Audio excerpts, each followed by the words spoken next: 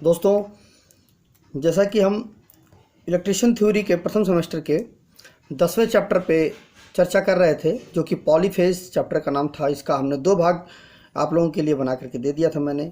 यह तीसरा भाग है, जो कि काफ़ी महत्वपूर्ण भाग है। पिछली वीडियो में हमने चर्चा किया था, स्टार कनेक्शन की विशेषताओं पे बात किया था। तो इस वीडियो में हम डेल्टा कनेक्शन के विशेषताओं पे बात करेंगे और लगभग इस वीडियो के बाद ये पॉलीफेज का जो चैप्टर है वो समाप्त हो जाएगा। तो अगर आगे आने वाली वीडियोस आपको चाहिए तो चैनल को सब्सक्राइब करके बेल आइकन को प्रेस कर दीजिए, जिससे आगे आने वाली सारी वीडियोस आपको मिलती रहें टाइम टू टाइम और आप अपडेट रहें अपनी थ्योरी से। तो नमस्कार दोस्तों, मेरा नाम आर के श्रीवास्तव और आप देख रहे हैं अपना चैनल टारगेट इलेक्ट्रीशियन। तो आइए शुरू करते हैं इस कमाल की वीडियो को। देखिए, पहला है कि डेल्टा कनेक्शन की विशेषता। पिछले वीडियो में हमने स्टार कनेक्शन पे बात किया था, यह डेल्टा कनेक्शन है। इसमें क्या है कि लाइन करंट एक दूसरे से 120 डिग्री के अंतर पर होते हैं। इसमें जो लाइन करंट होता है वो 120 डिग्री के अंतर पे होता है। इनको फेज अंतर भी हम कहते हैं। अगला पॉइंट है, लाइन वोल्टेज फेज करंट से 30 अंश पीछे रहता है। ठीक है, उसमें 30 अंश आगे रहता था, इसमें 30 अंश पीछे रहेगा स्टार में। अगला पॉइंट है, लाइन वोल्टेज तथा फेज वोल्टेज बराबर होते हैं। VL = VPH phase voltage. अगला है, line current IL phase current से √3 गुना बढ़ जाता है। अगला लास्ट पॉइंट है, 5 HP के ऊपर की मोटरों को हम डेल्टा में कनेक्शन करते हैं, क्योंकि वहाँ पर करंट की हमें ज़्यादा आवश्यकता पड़ती है। इसलिए 5 HP से अधिक की मोटरें जितनी होती हैं उनको हम डेल्टा में कनेक्शन करते हैं। अब आइए देखते हैं हम स्टार के ऊपर कि स्टार क्या होता है। देखिए, स्टार क्या है कि स्टार और डेल्टा में केवल और केवल हम इसलिए कनेक्शन करते हैं कि स्टार में हमें न्यूट्रल मिल जाता है और डेल्टा में हमें न्यूट्रल नहीं मिलता है। ठीक है, कोई भी ट्रांसफार्मर हो, उसकी जो कनेक्शन होते हैं, अगर हमको high voltage to low voltage लेना है और डोमेस्टिक यूज़ के लिए लेना है, तो हम जो सेकेंडरी साइड होगा उसको हम स्टार में कनेक्शन करेंगे और जो प्राइमरी साइड होगा उसको हम डेल्टा में कनेक्शन करेंगे। ठीक है, इसमें क्या है कि देखिए, जैसे मान लीजिए ये हमारा 11 kV है। ठीक है, ये भी हमारा 11 kV है, ये भी हमारा 11 kV है।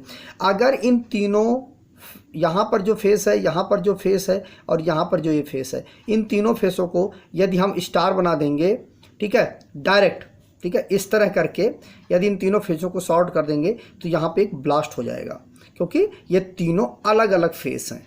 ठीक है, अब हमें क्या करना होता है कि इसको अगर हम सीधे सीधे जोड़ेंगे तो ब्लास्ट हो जाएगा। हमें अपनी आवश्यकता को पूरा करने के लिए इनको हम रेजिस्टेंस के थ्रू जोड़ते हैं। रेजिस्टेंस के थ्रू जोड़ने से बेनिफिट यह होता है कि यहाँ से जो वोल्टेज आएगा वह वोल्टेज ड्रॉप होते होते होते होते यहाँ पर आते आते लगभग 0 हो जाएगा। ठीक है, वो यहाँ पर आ जाएगा और इसी तरह इन तीनों फेज़ों में आता आएगा और इस पॉइंट पर हम इन तीनों को शॉर्ट कर देंगे और यह पॉइंट हमारा न्यूट्रल बन जाएगा।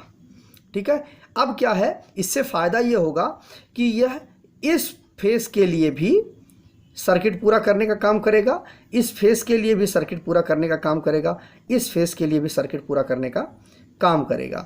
यह तीनों फेसों के लिए सर्किट पूरा करने का काम करेगा। फिर अब हम क्या करते हैं इसके लिए कि काम और करते हैं। अगर हमारा ट्रांसफार्मर है, हम आगे चर्चा करेंगे, लेकिन अभी थोड़ा सा जान लीजिए आप कि इस पॉइंट को हम ग्राउंड भी कर देते हैं। ग्राउंड इसलिए करते हैं क्योंकि क्या है कि इस ट्रांसफार्मर का हमें तो ये तो पता होता नहीं है कि हमें कहाँ पर इसकी बिजली का यूज़ करना है। हो सकता है 1 किलोमीटर दूर, 2 किलोमीटर दूर, वहाँ पर जा कर के हमें इस बिजली का यूज़ करना है। तो उस बिजली में जो वोल्टेज है उसको अप डाउन अनबैलेंस ना हो इन तीनों फेज़ों में, इसके लिए हम इसको ग्राउंड कर देते हैं। उससे क्या होगा कि यह जो पृथ्वी का पोटेंशियल जो होता है वो हमारा 0 होता है और इस कारण से जो अनबैलेंस लोड होता है वो बैलेंस कर देता है, जो अगर हम इसको ग्राउंड कर देते हैं। अगर हम इसको ग्राउंड ना करें तो इसका जो लोड होगा वो हमेशा अनबैलेंस रहेगा। ठीक है, तो ये रहा स्टार के विषय में जानकारी। अब आइए डेल्टा के विषय में हम बात करते हैं। दोस्तों, लाइक करके हमें ये बताइए कि आपको ये वीडियो अच्छा लग रहा है। यह दोस्तों डेल्टा कनेक्शन है, इसको हम प्राइमरी साइड में यूज करते हैं। इसमें क्या होता है कि यहाँ पर एक फेस, यहाँ पर दूसरा फेस और यहाँ पर तीसरा फेस, ठीक है। इसको हम स्टेप अप के लिए हम इस सर्किट का हम उपयोग करते हैं। जो हमारी डेल्टा कनेक्शन जो होता है, इसका हम स्टेप अप ट्रांसफार्मर के लिए यूज़ करते हैं, ठीक है।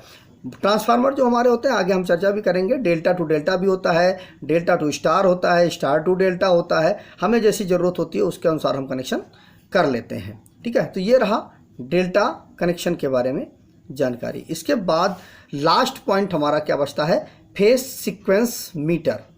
फेस सीक्वेंस मीटर क्या होता है कि जैसा कि आप नाम से ही आपको क्लियर हो जाएगा कि फेस का जो सीक्वेंस होता है, ठीक है, किस सीक्वेंस में फेस हमारा है, आर वाई बी के सीक्वेंस में है या वाई बी वाई आर के सीक्वेंस में है, किस सीक्वेंस में हमारा फेस है, इस मीटर से हम मेज़र करते हैं। कैसे, यह एक स्पेशल प्रकार का मीटर होता है, कुछ इस तरह से, ठीक है, इस तरह से कुछ ये मीटर होता है और यहाँ पर ये 3 तार इसमें लगे हुए होते हैं और इसमें जो एरो बना होता है, ठीक है, ऐसे इस प्रकार से एरो बना होता है।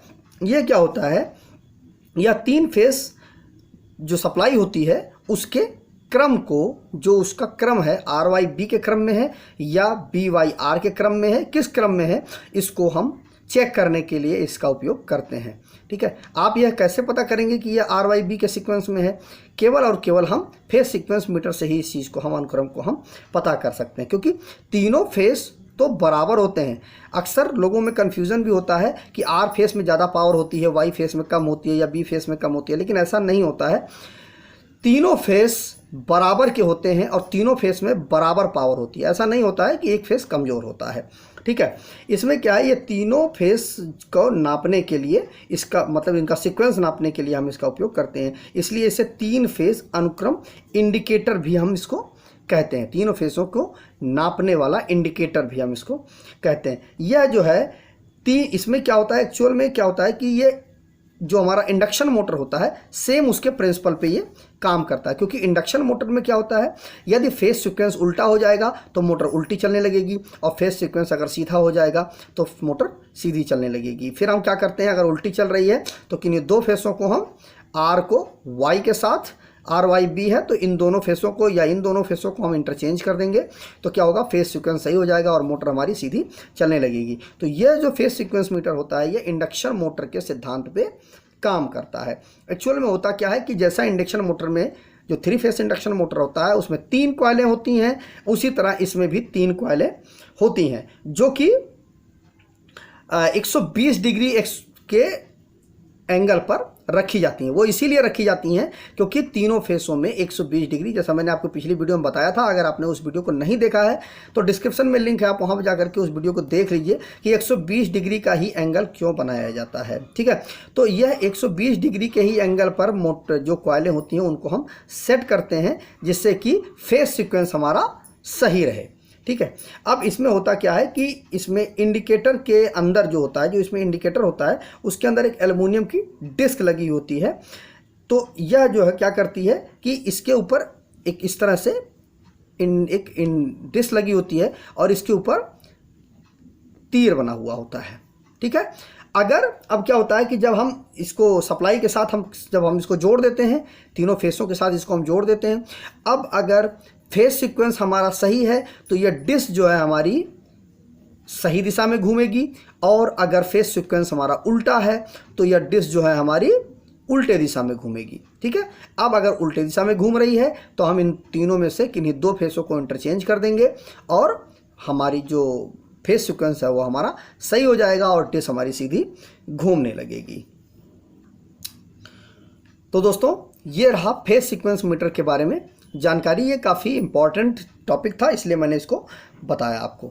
तो अगर दोस्तों वीडियो में अगर आपको कुछ भी अच्छा लगा हो, वीडियो आपको कुछ भी सीखने के लिए मिला हो, तो वीडियो को लाइक कर दीजिएगा, शेयर कर दीजिएगा अपने दोस्तों के साथ, ताकि उनकी भी थ्योरी से संबंधित अगर कहीं पर कोई कन्फ्यूज़न होती है तो वो इस चैनल पर विजिट करके इन वीडियोस को देख करके वो अपने उन सारी कन्फ्यूजन्स को दूर कर लें।